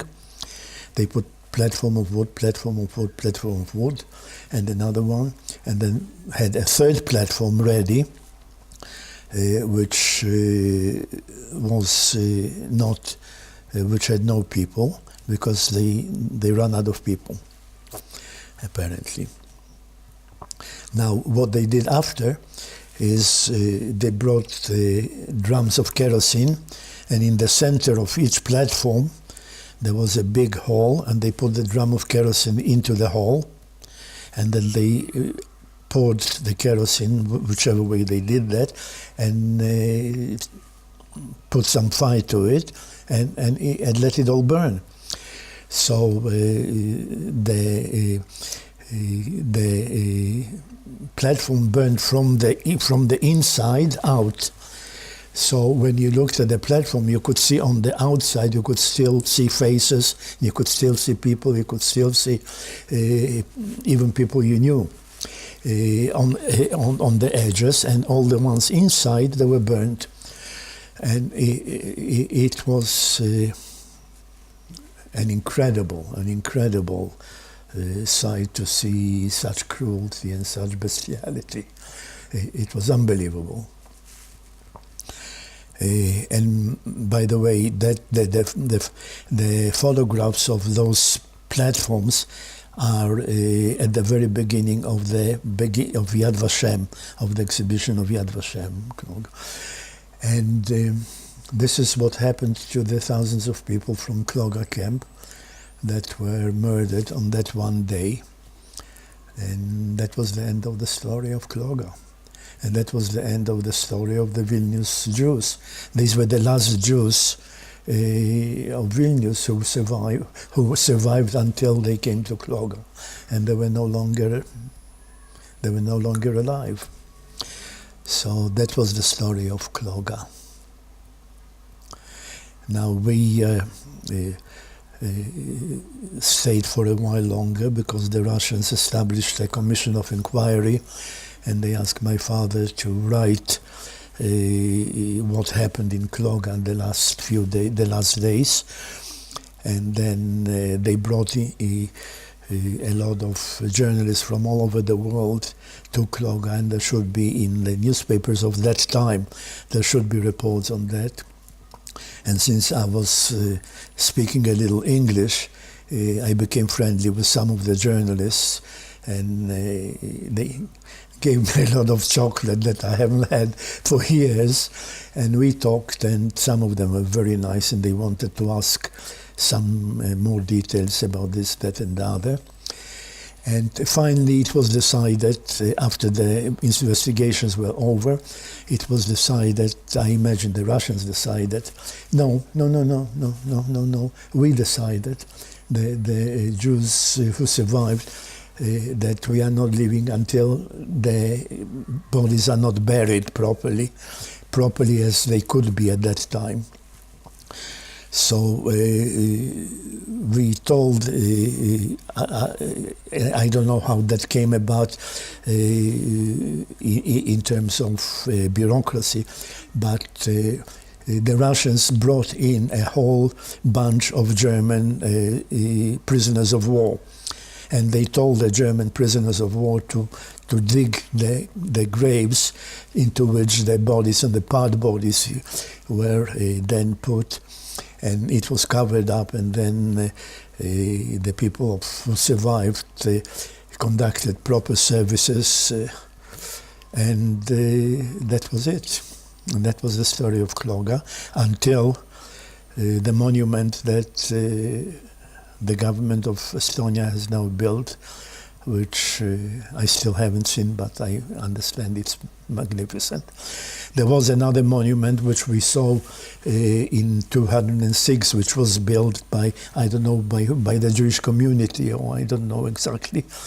But now that there is a proper monument, a museum of Kloga in Estonia, that's a very important achievement, I think, in order to perpetuate the tragedy that has happened, and that we hope will never happen again. Thank you for this story. But tell us a little bit details about your father, because I understand all this incredible survival is also thanks to the ingenuity of your father, who was brave enough to approach the German officers, Estonian officers, to ask for bread, for Christmas miracles, sure. And he was so it kind of chutzpah. It's a bravery that you wouldn't think. So could you tell us a little bit about your father? Well, I think that this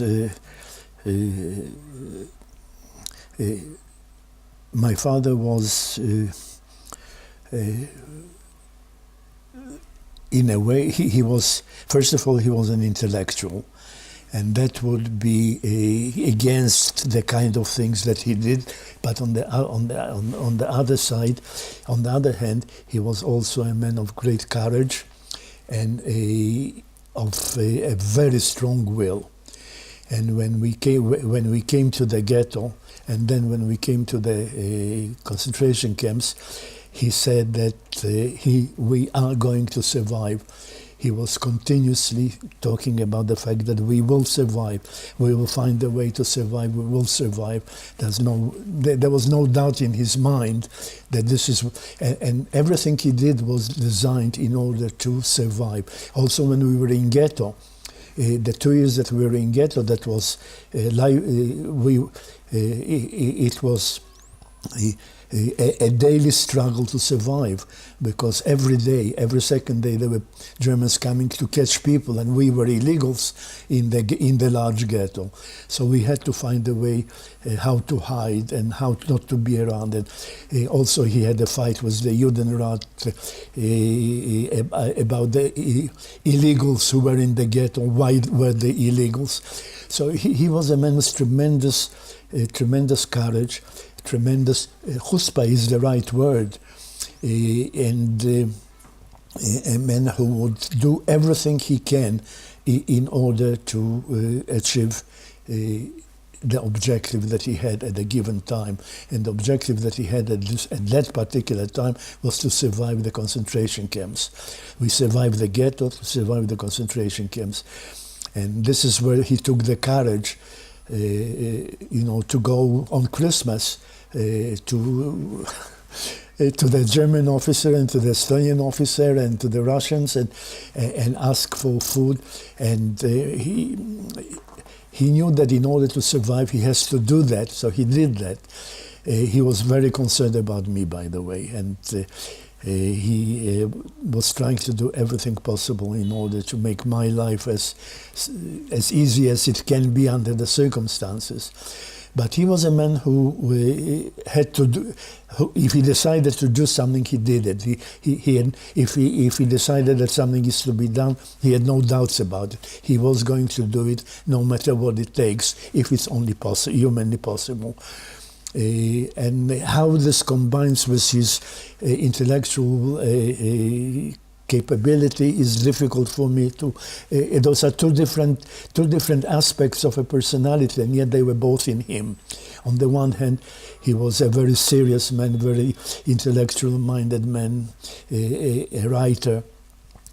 On the other hand, he was a down-the-earth man who knew that he has to survive, and therefore he has to do. He became a tradesman, a salesman. He was selling things. Now he never in his life sold anything to anyone, but he had to provide extra money, so he sold whatever he could. Whatever I made, whatever the other men who made the candies made. He knew that that is necessary for survival.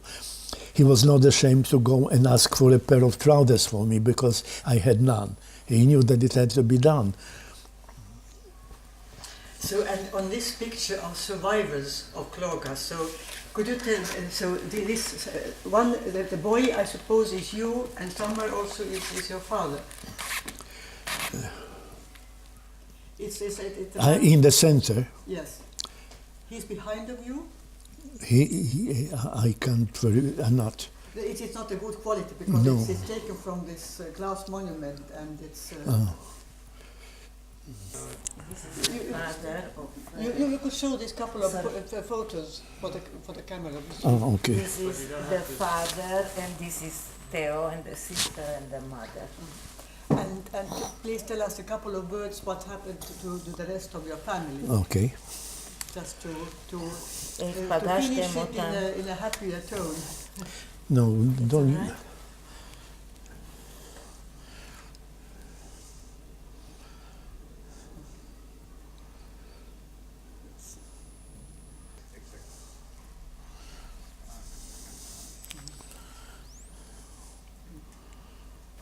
I was a nice little boy.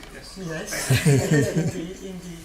And then also about the book that your father wrote. So what happened to your family when you just got out of Kloga, and where did you go, and where did you reunite with your who survived?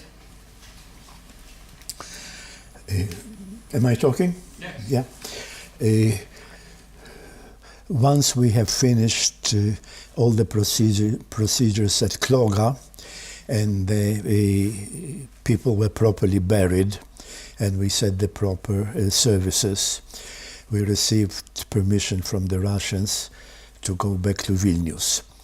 We got the papers for train permits and tickets, and we left Kloga. We came to Vilnius. In Vilnius, we started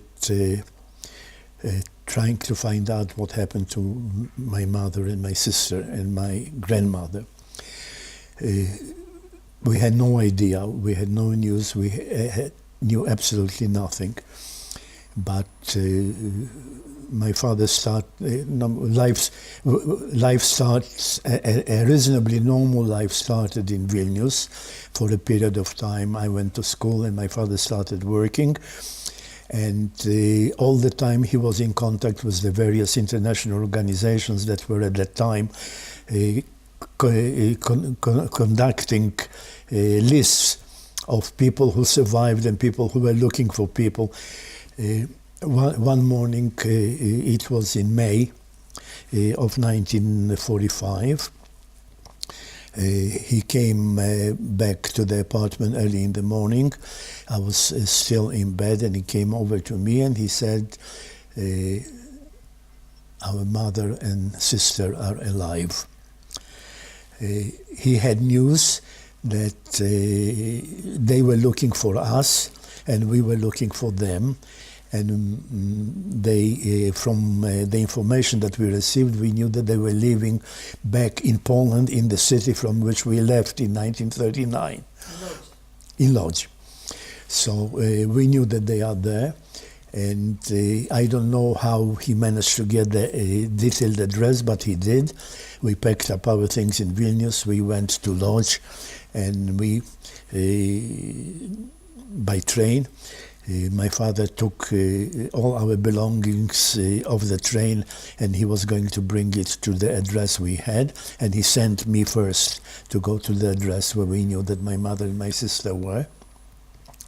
So I went to that address. I found the house and I found the apartment. I knocked on the door, and my mother opened the door and she didn't recognize me. But it didn't take very long. It took a few seconds, or maybe half a minute. She recognized me, and then my sister came out, and then my father came with the packages, and this is how the family was reunited. Now, what happened to them is, after they were separated from us, they were sent to, it's in the book, they were sent to a German to a German labor camp, where they spent the time, and until they survived from there, and then they came back to Poland. My grandmother disappeared on the first day after they were taken together. They took all the old people from that women's group and they just killed them in Ponary. But tell me, the name of Ponary was already known to all the Jews in Vilna, although the notorious notion of Ponary. No, Ponary at first Ponary was known because it was location, but that Ponary is a killing place, we didn't know for at least the first half of the ghetto. We didn't know. I would say that in a way, perhaps because we didn't want to believe, because there were some indications, there were people who were escaping from Ponary and they were coming back from the ghetto. And there is one instance known that a woman came who survived from Ponary. She crawled out from the dead in Ponary and escaped from and came back into the ghetto. And she told her story and to a group of doctors in the hospital in Vilnius, and they wouldn't believe her. They thought that she is perhaps not quite right in her mind. So it's only about halfway through the ghetto that we realized that Ponary is a killing field. We knew that Ponary means death. Until then we didn't. And from then on it was already known. And we realized that all the Jews who were taken from the streets in Vilna in the first 3 months of the German occupation, in which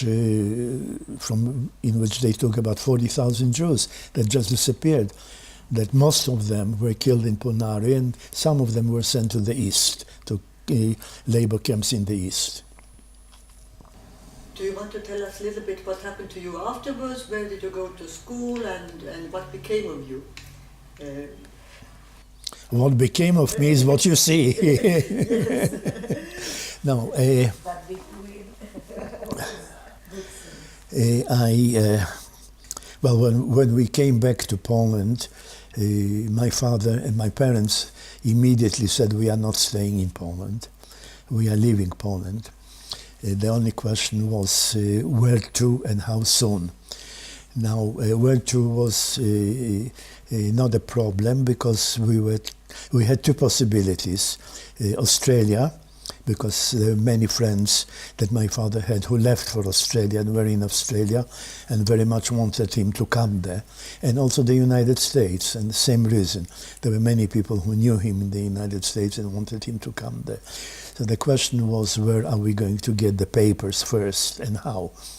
So we started working on that, and eventually we did get the papers to go to Australia through France.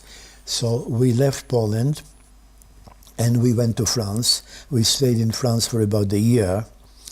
In Poland I did go to school and even to the first year of the university, but it was no, that was after being in school first grade, so it wasn't very successful.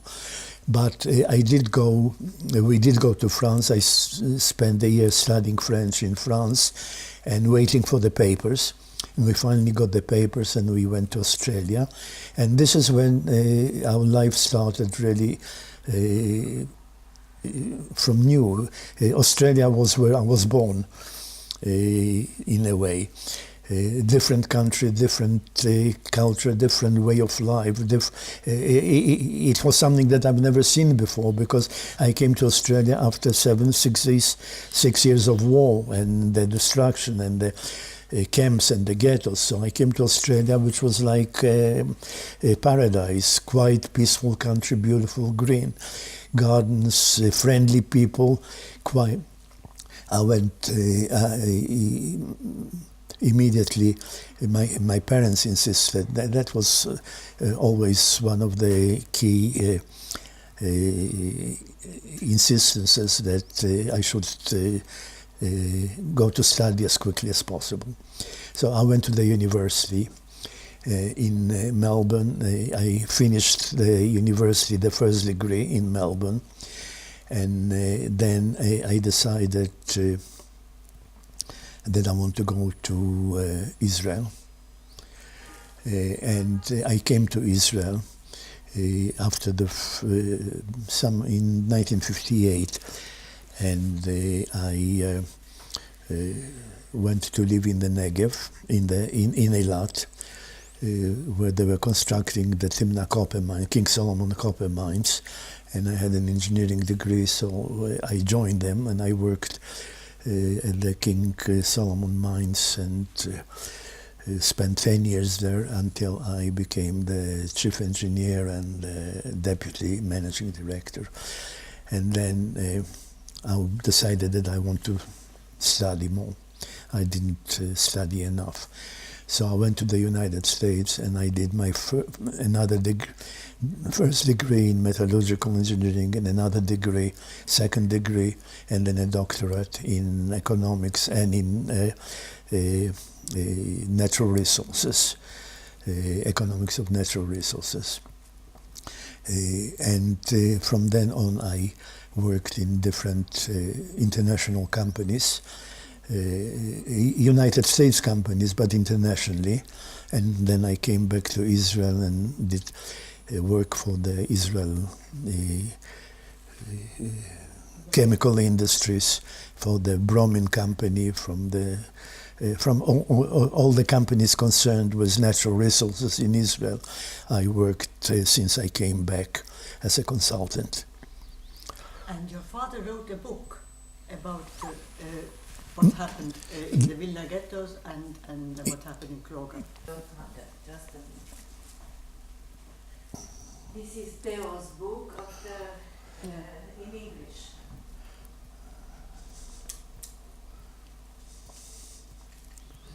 So he wrote this in Yiddish. Yes, Anat will bring the book right now.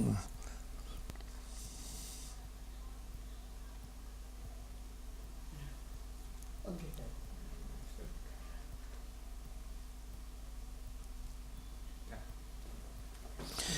Now, the difference between my father's book and this book is that this was written in the 50s, when based on the material information that was available at the time.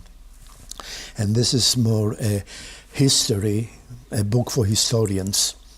It's very detailed. It has all the documents, the documentations, and everything else that a historian would need. And based on that book, there were a number of people who did their doctorates here at the Tel Aviv University. Now, what I did, I talked to the historians in Jerusalem, and what I did, I made the book less for historians than for all interested in the Holocaust. There are less documents there because the documents are available. And it's written more in a easier way, easier language, which enables people to read it. And the comments I had on the book was very complimentary from the point of view of how easy it is to read a difficult book like that. And it's a little shorter. But my father he published, the book was ready in the late 50s. And then it took a little while before he could publish it. But it was extremely well accepted at the time by the historians of that time. I forgot the name of the historian at the Yad Vashem, the lady. Dina Porat? Dina Porat, yes. Dina Porat knew the book extremely well from those days, and she even I consulted with her, and she very much recommended a translation of that book. But what I did is, I hope it's useful. It is very useful, and so is your testimony now, that is now recorded and will be used by everybody who will remember the Holocaust and who will study it.